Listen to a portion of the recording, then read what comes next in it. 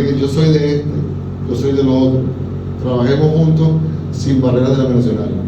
Eso empezó a reprender la cultura denominacional y empezó a traer una cultura de cuerpo, entendiendo que no somos denominación, sino que somos nación. Amén. No somos denominación, sino somos nación. Somos pueblo adquirido. Somos la iglesia en Argentina, es la nación de Dios dentro de un país.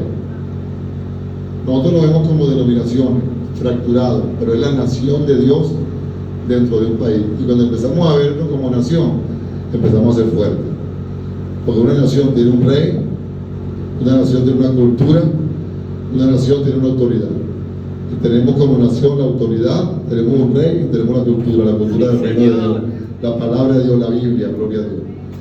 Y empezó Dios a mover tremendamente masas, multitudes de la iglesia, y hoy en día cristianos en el gobierno, cristianos en las artes, cristianos en cualquier área, haciendo efecto por causa de la unidad.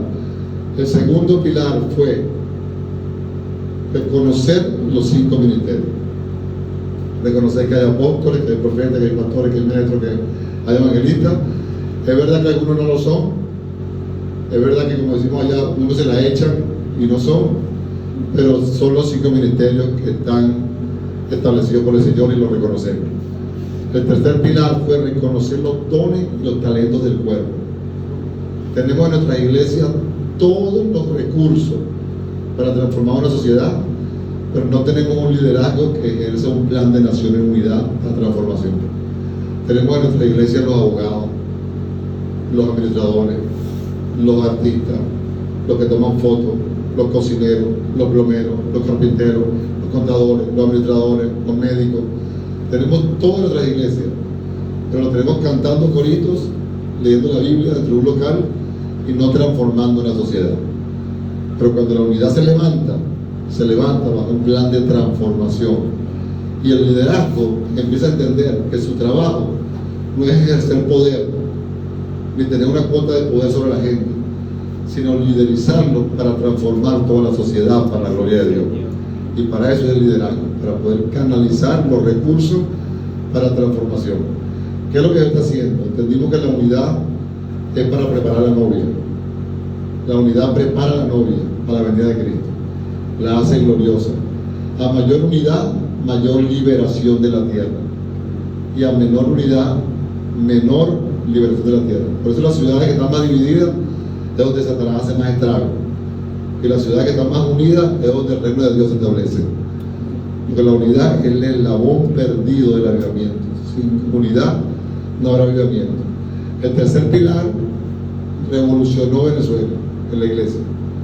Porque el tercer pilar es: no hay visión única ni hegemónica de nadie para dirigir el país, sino la unción de cuerpo, representada en muchas unciones y dones. Antes en Venezuela decían: yo soy el ungido de Dios, y lo que va a hacer Dios lo va a hacer a través de mí. Y otro decía: yo soy el ungido de Dios, y lo que va a hacer Venezuela va a ser a través de mí. Y otro decía: yo soy el ungido. Yo no sé si en Argentina la gente dice, algunos dicen eso, pero entendimos que no es él, ni él, ni él, sino es el cuerpo de Cristo que va a traer la transformación a la nación. Y el quinto código hizo que algunos se quedaran mudos. Algunos se quedaron mudos. La quinta llave, un código de honor de no criticarnos ni murmurar los unos de los otros. Entonces el movimiento de unidad dice: que murmure de su hermano se le cae la lengua. Que murmure de su hermano se le cae la lengua, porque en el Moviú no murmuramos de nadie, sino usamos la franca comunicación. Empezamos a levantar la honra en los pastores. Empezamos a generar moveres de restauración, de perdón. Y Dios nos mostró 4 fases para la unidad de una ciudad que se la queremos regalar. 4 fases para la unidad de una ciudad. La primera fase es la conciencia de unidad. Solo no podemos. La función de la iglesia es transformar. Si la iglesia no se une, no se libera la tierra. No es para compartir un sándwich ni tomarse un café en una reunión. Es para hacer una fuerza de choque contra las tinieblas. Y para eso la unidad no es para perder el tiempo, es para establecer el reino de Dios. Y cuando empezamos a ver eso, entendemos que hay que predicar y formar a la gente en la conciencia de unidad. Si no nos unimos, pereceremos. Si nos unimos, transformaremos. Gloria a Dios. Dios también nos dio la segunda fase de la unidad, por lo que una ciudad tiene que pasar. Por ejemplo, la primera fase es que hacer congreso de unidad. Casi nadie hace congreso de unidad. Casi nadie predica la unidad.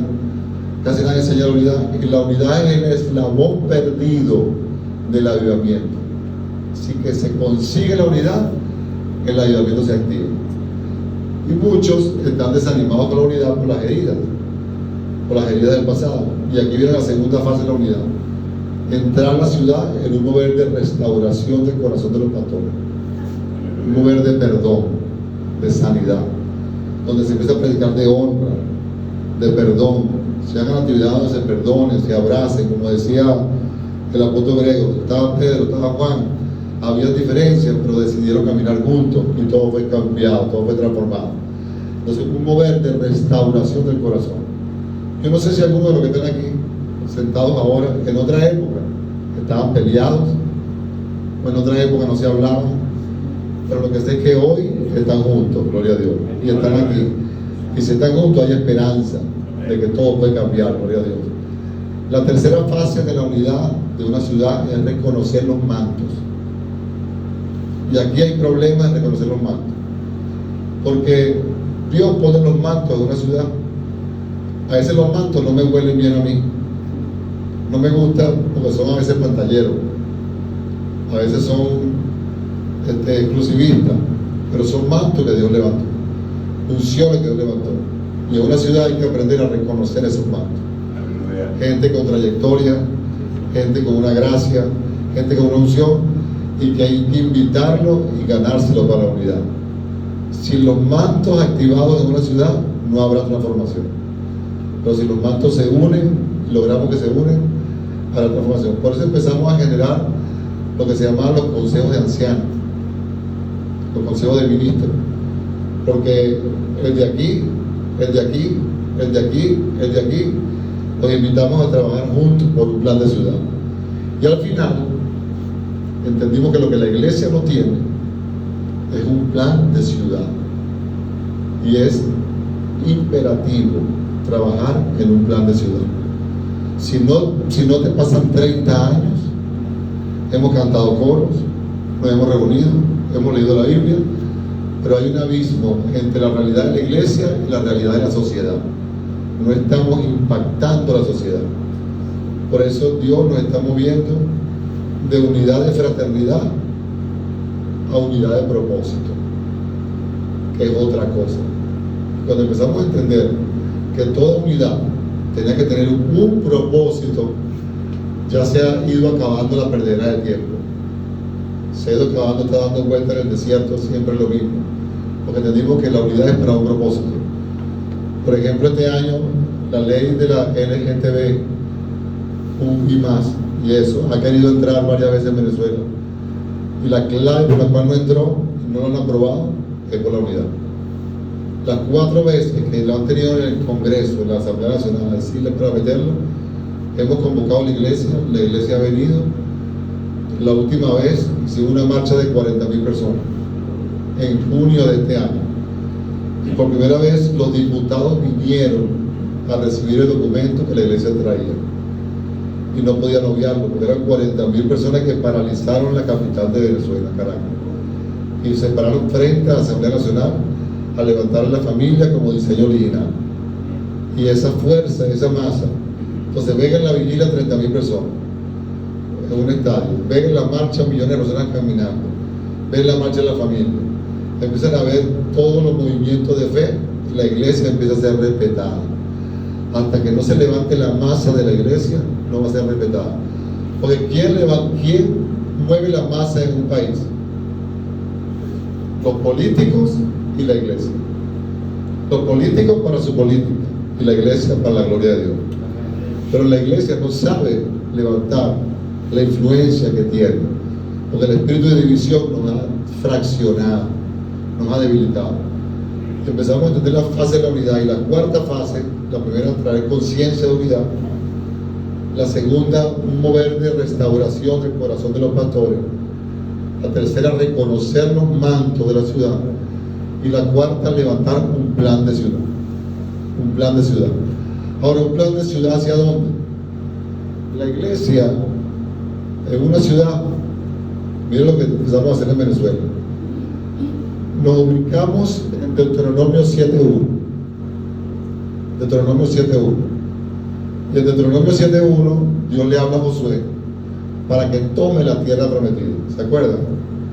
Y le dice, vas a entrar a la tierra, pero te vas a encontrar ahí a 7 naciones más fuertes y más poderosas que tú, pero yo las he entregado en tu mano. Y empezó a decirle, no emparentarás con ella, no harías alianza con ella, no le entregarás tu hija a su hijo, ni su hija a su hijo, sino que derribaré sus altares, derribaré sus estatuas y estableceré mi nación allí. Y cuando Josué entró, se encontró a los hebeos, ¿te acuerdas? A los gergeseos, a los heteos, a los fereceos, a los amorreos, y cada uno de ellos eran naciones paganas, que todas sus prácticas eran contra Dios. Nuestra sociedad está llena de cultura pagana, heredada de esta gente. Porque cuando Josué los desalojó de la tierra, estas naciones, esos demonios, se apostaron en todas las naciones de la tierra. Y los demonios que estaban en los gergeseos se fueron para todas las naciones.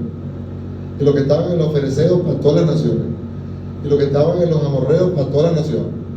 Y cuando venimos a ver, esos sistemas eran sistemas anti-Dios. Por ejemplo, tenemos un enemigo en la familia y está representado en los fereceos. Y los fereceos adoraban a Baal. ¿Y saben lo que hacían con Baal? Le metían los niños en el vientre lleno de horno de fuego y en medio de bacanales sexuales, promiscuidad y orgías, le metían a los niños, los sacrificaban al fuego. Y eso lo hacían los fereceos. Y cuando ellos hacían eso, se levantó y se desató el espíritu de rechazo y abatimiento. Y por eso el enemigo de la familia es el espíritu de rechazo y abatimiento. Y todo lo que viene a nuestras iglesias viene marcado por el rechazo, ¿sí o no?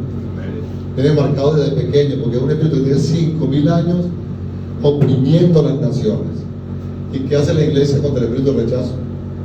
¿Dónde está el plan de la iglesia en la ciudad para combatir el espíritu de rechazo en la familia? Hasta que la iglesia no se levante y active su fuerza contra el espíritu de rechazo y abatimiento de la familia que trajo los fereceos hace 5.000 años, entonces no será liberada la ciudad. Nosotros estamos pensando en cosas que son como de segunda categoría, y Dios nos quiere meter en una lucha de vanguardia espiritual, de primer plano, para liberar nuestro territorio y traer el reino. Estaban también los gergeseos. Los gergeseos trajeron la corrupción en el gobierno. ¿Y saben cuál es el espíritu que soltaron ellos? Ambiciones corruptas y deseos carnales. Por eso en todos los gobiernos de la tierra, el espíritu que está ahí es ambiciones corruptas y deseos carnales. Y a un cristiano que se quiera meter ahí metido, terminan hundidos en el lodo de los gergeseos. ¿Y saben por qué el lodo de los gergeseos? Porque los gergeseos tenían arena movediza alrededor de sus comunidades. Y esas arenas movedizas alrededor de sus comunidades, cuando era su medio de defensa, y cuando ellos querían entrar a invadir, los enemigos se hundían y no podían salir de ahí. Y eran expertos en el barro. Se llamaban los moradores del barro. Y tenían un sistema político, no de guerra, sino político, de estrategia política, de corrupción. Y de ahí salió el espíritu de corrupción a todas las naciones. Pero ¿qué hizo Josué? Josué agarró y levantó un plan de ciudad. Identificó a los enemigos, unió el ejército y empezó a conquistar ciudad por ciudad. Y cuando usted lee el libro de Josué, cuente las ciudades que Josué conquistó para que usted vea. Josué conquistó más de 350 ciudades, una por una. Desalojó a los gergeseos, desalojó a los amorreos, desalojó a los fereceos y estableció la nación de Israel en la tierra prometida. Ahora, la tierra prometida de Argentina, ¿a quién le pertenece? ¿A esas 7 naciones usurpadoras o a la iglesia de Cristo? Entonces, ¿qué tiene que hacer la iglesia de Cristo? Levantarse en autoridad a través de un plan de nación y empezar con la fuerza y la cultura que tenemos en el reino de Dios a desalojar la anticultura que lleva a la gente al pecado. Pero ese nivel de batalla de alto nivel no lo hemos metido ahí, no lo hemos metido ahí, y entendimos que la unidad es para eso. La unidad al final es para eso. La unidad es para compartir, y yo estoy que quiero entrar eso también, para compartir, pero la unidad realmente es para liberar el territorio de la fuerza de las tinieblas y de una cultura de años que tiene la gente oprimida desde que los niños nacen. Por ejemplo, los amorreos, de donde salió el código de Hammurabi, de donde salieron todas las leyes.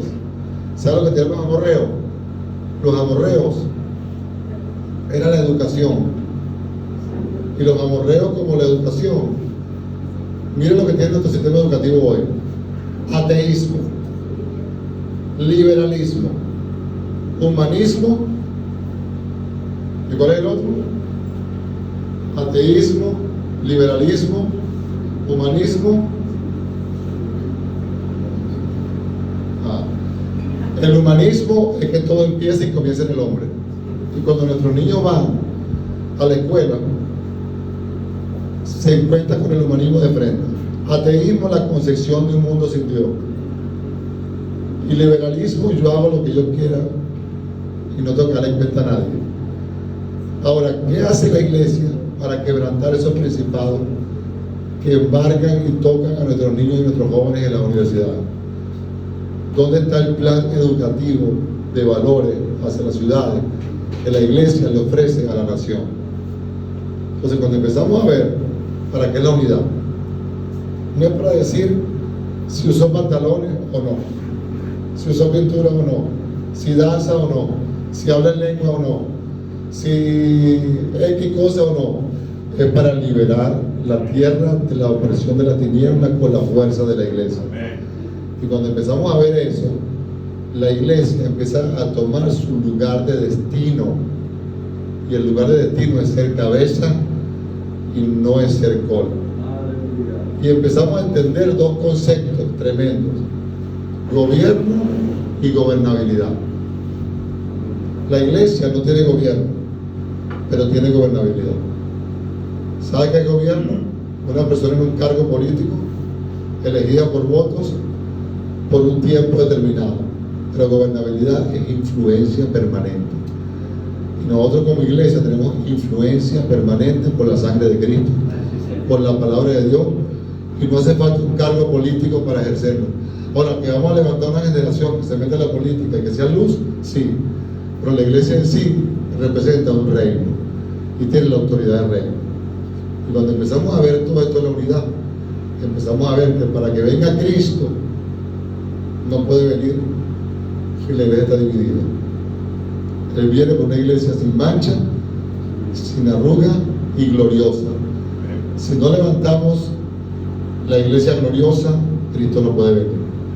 Alguien puede decir, no puede venir hoy, mañana, pero es que la palabra lo dice, hasta el tiempo de la restauración de todas las cosas. Y también dice que viene a buscar una iglesia limpia, sin mancha, sin arruga y gloriosa. Y cuando Dios levanta los 5 ministerios, ¿para qué lo levanta? Para perfeccionar a los santos y para lograr la unidad de la fe. O sea que la unidad es piedra angular para que todos los ministerios tengan sentido. Dios no nos hizo apóstoles para que nos dividamos de los demás, y nos hizo evangelistas para que nos dividamos, sino para que estemos en unidad del cuerpo. Entonces Dios está cambiando los paradigmas, nos los estamos viendo. ¿Cuántos se dan cuenta, pastores? ¿Cuántos se van a dejar mover los paradigmas? Dios nos está moviendo los paradigmas. Hay un apóstol que tiene como 70 años, que está con nosotros en el Movimiento Unidad, y cuando empezó todo esto, ¿sabe lo que él dijo al Señor? Le voy a decir la misma palabra que él dijo. Dijo, Señor, no permita que yo sea un viejo recalcitrante que se oponga a la transformación que tú estás trayendo. Yo quiero ser parte de eso. Y ese apóstol es uno de los apóstoles principales de la unidad en Venezuela. porque no se opuso, sino que la empujó, gloria a Dios. La empujó hacia su destino. Hay una generación que lo que heredó son concilios, divisiones, y no le enseñamos el concepto de eclesía. Todos saben lo que es eclesía, pero parece que es una teoría, porque en la realidad no lo vivimos. Y cuando levantamos la eclesía del Señor, era la gran asamblea de la ciudad, donde se designaban los magistrados, los mandatarios tenían que dar cuenta, donde se decidía todo sobre la ciudad, y era la gran asamblea de la ciudad. ¿Y sabes lo que dijo Jesús? Dijo: sobre esta roca que yo soy de Cristo, edificaré mi eclesía, y las puertas del infierno no prevalecerán contra ella. Pero no estaba llamando iglesias individuales ni congregaciones, estaba diciéndole a la eclesía, todos los lavados por la sangre de Cristo en una ciudad son la eclesía de Dios, llamada para transformar la ciudad. Entonces empezamos a ver cómo Dios empezó a obrar de esta manera. Y hoy estamos viendo milagros tremendos. ¿Y qué es lo que Dios le está diciendo en pocas palabras? 3 cosas que yo quiero oírlos a ustedes. 3 cosas. Hay una tierra que liberar. Tienen los demonios que estaban en la tierra prometida, que se esparcieron. Y dice Apocalipsis 17 que la mujer, la gran ramera, se sienta sobre las 7 colinas. O sea, sobre todo sistema de la sociedad está siendo dominado por Satanás, y solamente la iglesia la puede sacar allá de ahí. Número 3, la unidad no es para comerse un sándwich ni un café, aunque lo disfrutamos. La unidad es para liberar la tierra, y a mayor unidad, mayor liberación de la tierra. Y número 4, necesitamos un plan de ciudad para que pueda la iglesia ser gloriosa y que la cultura del reino se establezca. ¿Será esto difícil de entender? Dios nos ha ministrado a todos nosotros sobre esto. Hoy estamos y no solamente a confirmarlo o a dárselo organizadamente, pero Dios está levantando. La nueva generación no tiene que montarse sobre la división, tiene que montarse sobre el plan de nación. Muy diferente que lo que se convierta a Cristo se monte sobre un plan de transformación a que se monte sobre una cultura denominacional divisoria. Muy diferente. Por eso tenemos que romper esa cultura y empezar a hacer lo que hizo Josué. Ahora Dios va a levantar a su Josué. Tal vez Ariel es un Josué, pero es un Josué que junto a los Moisés van a liberar su territorio a través de la unidad, y Dios lo está haciendo. Ahora, cuando la unidad viene, escuche esto, se le cambia la dieta a la ciudad y le cambian leche por carne, por vianda. Cuando hay división en una ciudad, los miembros de la ciudad y la iglesia reciben pura lechita, leche nada más. No importa quién venga, puede venir el predicador de mayor revelación, eso se convierte en leche por causa de la división. Pero cuando la iglesia y la ciudad se unen, entonces lo que se recibe se convierte en vianda, alimento pesado de alto nivel. Porque eso Pablo le dijo: no le puedo dar vianda sino leche, porque ustedes son carnales. Y dice: yo soy de Pablo, yo soy de Cefa, yo soy de Apolo, no soy carnal. Y le dijo: no le puedo dar porque no está listo. Cuando la iglesia se une en la ciudad, se le cambia la dieta del cielo. Por ejemplo, viene el apóstol y le lanza un código de reino poderoso: carne, lomito. ¿Cómo se llama la carne aquí? Yo no he probado la carne argentina todavía. Tengo que probarla, pero no sé. ¿Cómo se llama la carne mejor aquí? Bife chorizo, Padre Santo. Aleluya. Me provocó el mismo de repente. Lo mejor es asado a la estaca. ¿Asado a qué? A la estaca. Mira, anota ahí. ¿Tú crees que vas a contar puro nada más de la.? No, anota los nombres. Asado a la estaca y bife chorizo. Pero de repente el pastor le trae un asado a la estaca. Y en el aire se convierte en leche. Porque la división de las iglesias no permite que esa revelación llegue. Pero cuando la iglesia se une, ustedes pueden tomar como esto que estamos trayendo hoy. Lamento no pasar video y tantas cosas, pero esto es solamente una visita cordial, un primer encuentro. No sé lo que Dios va a hacer en el futuro, estamos muy lejos, pero a partir de hoy estamos conectados. A partir de hoy estamos conectados. A partir de hoy, gracias a la globalización, gracias. ¿Sabes lo que hicimos en el 2018? Imagínate que ustedes lo puedan hacer aquí. El Señor nos mostró los 12 pecados ministeriales de la iglesia. ¿Saben qué son los pecados ministeriales? Lo que todos los evangélicos hacen, los pastores hacen, y no se redargullen, sino que pecan y pecan y pecan y pecan ahí, y generan maldición sobre toda la nación. Y reunimos y convocamos a las 12 organizaciones más importantes del país, y los sentamos en una mesa, y le dijimos: estos son los 12 pecados de la iglesia evangélica en Venezuela, y los hemos identificado, y tenemos que pedirle perdón a la iglesia. Tenemos que pedirle perdón públicamente. No ese perdón, usted sabe, ese perdón que decimos nosotros, ese perdón chico, ese pecado que dice: si he pecado contra ti, hermano, perdóname. Ese perdón es chico, eso no sirve. Hay que decirle por qué has pecado y cuál es el pecado, si no le hay arrepentimiento. Entonces mira los 12 pecados: no diezmar. Pastores que piden diezmo y no diezman. Manipular en las finanzas desde el púlpito. Falsificar la voz profética. Murmurar de los hermanos. Trabajar para el ministerio y no para su familia. Proveer para el ministerio y no proveer para su familia. Manipular con la fe. Y empezamos a sacar los 12 pecados, ahí lo tenemos. Y lo pusimos en la mesa. ¿Y sabe lo que hicieron ellos? Porque la unidad ha crecido. Dijeron: vamos a hacerlo. Hicimos una vigilia de 20,000 personas en la capital, donde las principales organizaciones se pararon en el micrófono.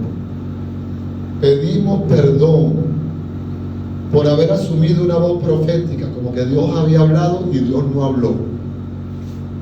Pedimos perdón por haber descalificado y murmurado contra nuestro hermano y haber repetido las calumnias sin ni siquiera haberlas comprobado.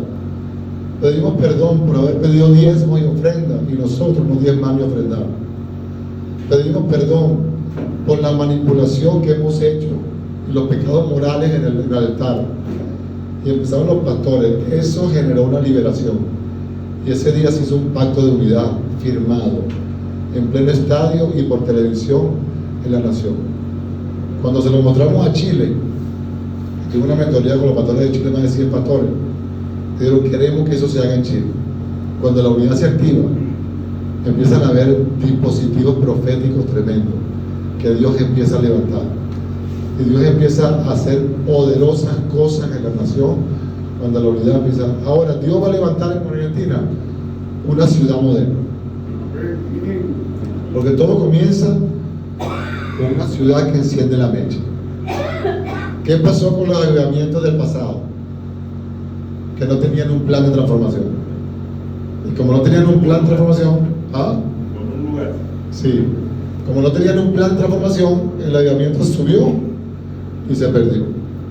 Pero cuando entienden que la unidad es para generar un plan de transformación de ciudad, para cambiar la mentalidad de la nueva generación, para empezar a tomar los espacios, y Dios nos trajo el mapa de las esferas sociales. Sabemos que la iglesia, todos nuestros hijos van a ir por cultura, porque la cultura, ¿saben quién era lo de la cultura? Los hebeos. Y los hebeos, ¿saben quién gobierna esa esfera? Jezabel, falsificando el verdadero entretenimiento. La música, el arte está falsificado y lleva a la generación al pecado, y nosotros no lo hemos restaurado porque no nos hemos metido ahí con un plan de nación. ¿Qué pasaría si en Resistencia hacen un plan de cultura donde todos los fines de semana hay un grupo musical, una obra de teatro, un evangelismo, por todas las iglesias que se anoten, todos los sábados en plazas, centros comerciales, avenidas, y la presencia de la iglesia se continúa en la ciudad, porque hay un plan evangelístico para eso. ¿Qué pasaría si hubiera en todas las liceos de Resistencia una hora de valores, donde ustedes levanten un voluntariado y hay una hora de valores en cada colegio, en cada liceo, en cada zona educativa, donde la iglesia le enseña valores a los jóvenes como iglesia? Entonces no hemos entendido que somos el reino de Dios, somos el reino de Dios. Amén. Quisiera oírlos ustedes ahora, preguntas, comentarios,